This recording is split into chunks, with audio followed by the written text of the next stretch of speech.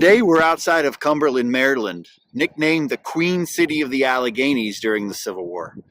The city served as a major Union supply depot, and with the National Road, the B&O Railroad, and the C&O Canal all converging in the city as a major transportation center as well. The 54th Pennsylvania occupied or traveled through Cumberland several times during the war. They traveled by train through the city at the end of the Gettysburg Campaign on their way to Hancock, then Williamsport, to join in the pursuit of the Army of Northern Virginia. The first extended stay in Cumberland occurred on January 4, 1864. With Confederates in the area, the 54th Pennsylvania's division commander, Brigadier General Benjamin Kelly, ordered all of the forces under his command to concentrate in and around the city. Despite General Kelly's concerns, a Confederate attack never materialized against Cumberland, but the 54th Pennsylvania stayed to work on the city's fortifications. A few of the men found quarters in the buildings in Cumberland. Corporal Daniel Trent wrote in a letter to his wife back in Somerset, "We are all still living in the church. There is still talk of putting up quarters as soon as the camp engineer comes. We would have to put up quarters ere now, but there is a fort to be put up, and the man that is to select the ground for the fort has not come yet to our camp. Putting up this fort will supply us with work for a while." Others were not as fortunate. Private John Hammer wrote in a letter to his sister, "Since last Tuesday we've been lying out exposed to rain and snow without tent or covering, and it has rained or snowed every day since we came out.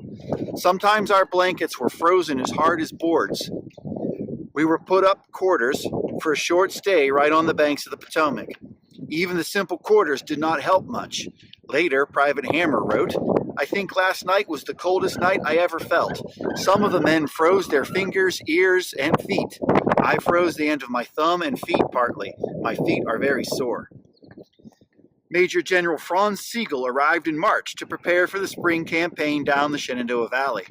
As General Sigel organized the rest of his command into brigades, he ordered a portion of the 54th Pennsylvania to guard the B&O Railroad from Cumberland to Hancock, while the remainder stayed in reserve in Cumberland. The new general did not win over many in the 54th Pennsylvania. Lieutenant George W. Camp called Sigel the much overrated Dutch Sigel. Early in April, General Sigel ordered Colonel Campbell relieved from duty with his regiment and assigned to duty as commander and provost marshal of the city of Cumberland. General Sigel wanted Colonel Campbell to oversee the several depots, the providing of quarters and camps for troops, and is charged with the preservation of order and discipline in the city. He will also make such arrangements as are necessary for the defenses of Cumberland. The orders crushed the morale of an already frustrated 54th Pennsylvania. They could all plainly see General Sigel preparing for an active spring campaign.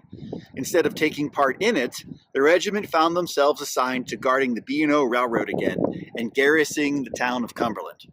In addition, General Sigel tasked Colonel Campbell with restoring some military order to Cumberland.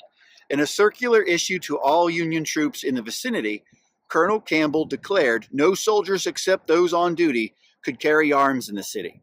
He prohibited soldiers from lounging in public areas and from galloping through the streets. For those found intoxicated or without a pass, Colonel Campbell declared they will be arrested and confined to the guardhouse and will be compelled to work on the fortifications. Fortunately, Colonel Campbell only held this position for 2 weeks. General Grant's vision for the coming campaign called for all capable regiments and officers to take part. Ohio Governor John Brough offered 30,000 men from the Ohio National Guard to serve 100 days as garrison soldiers and railroad guards. General Sigel also requested the governor of West Virginia call out the state militia to assist the men from Ohio. These moves freed the 3-year regiments, including the 54th Pennsylvania, for active service. Thank you for watching this episode of In the Footsteps of the 54th.